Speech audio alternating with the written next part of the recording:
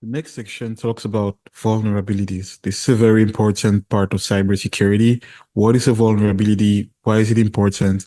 Because cyber criminals or threat actors take advantage of these to get into systems. So if a system is, perfect, secure, there's no way hackers can get inside. So they need to find a way to get into systems. So before even getting into the CompTIA part of the different types of vulnerabilities of section 2.3, we will first define what is a vulnerability and this overall concept of threat, vulnerability, and risk. So a threat is a potential danger to an organization or an individual. A threat is a potential danger. It's something that can cause danger, that can, cause disruptions. It can be people, it can be malware, it can be an environmental threat, it can be, a tornado, a hurricane, etc. That's a threat.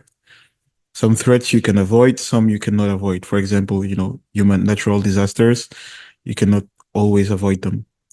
Now, a vulnerability is a weakness. So keep in mind that word weakness. A vulnerability is a weakness. It can be an outdated system, it can be a weak password. We will come to find out many vulnerabilities, many types in this section 2.3. So a vulnerability is a weakness. Human beings have their weaknesses. They have their weaknesses, in day-to-day life, and systems and organizations also have their weaknesses. And hackers or cyber criminals use those weaknesses to get into systems. Now, risk is the probability that a threat will exploit the vulnerability. So what are the chances that this threat, this danger exploits this system? What are the chances of that? Let's just take a real life situation. Imagine two people. One person lives in a gated community, a very secure community with security guards, with surveillance cameras, with all the secure systems. Another person lives, in the slums, no security on the side of the road, no development, nothing, and a lot of armed robbers. Now, the person who lives in the secure area and the person who live in the slums, they have the same vulnerability, which are, let's say, the front door of the house is not working anymore, so anyone can come in. Now, which of these two people is at a higher risk of being broken into? It's obviously the person who lives in the slums, right? So why? Because the threat has a higher chance of exploiting the vulnerability in that situation. So a vulnerability is a weakness, and a threat uses a weakness to break into a system. And now our role in security is to reduce that risk to a minimum. So you want to protect assets, and minimize the effect of threats by to minimize the amount of vulnerabilities. So let's take a look here with some analogies.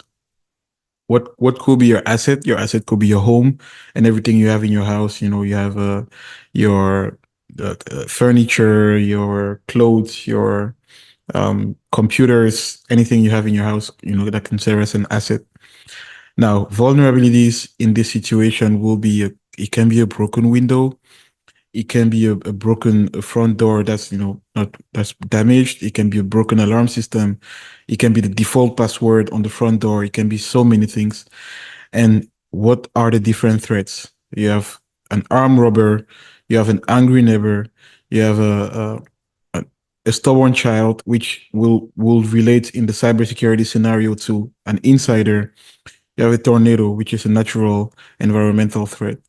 Now, to go to the cybersecurity example, the asset can be the organization, it can be data, it can be human assets. You want to protect all of those. It can be software. Vulnerabilities can be weak passwords, people who don't use secure passwords that can be easily hacked. It can be a system that's not updated, that still has an old version. It can be old systems, old computers, legacy systems, or it can be a security guard who, or poorly trained personnel. Those are the weaknesses of the organization. And what are the different threats? You have a hacker, you have an insider, like an employee who is angry. You have what we talked about in section 2.1, government or organized criminal syndicates. Now, what are the different ways in which you can improve the security For the home scenario and analogy, for the window, for the broken window, you can fix the window. For the door, you can have fingerprints on doors. For the insider child who is very angry and can plug in their uh, uh, uh, um,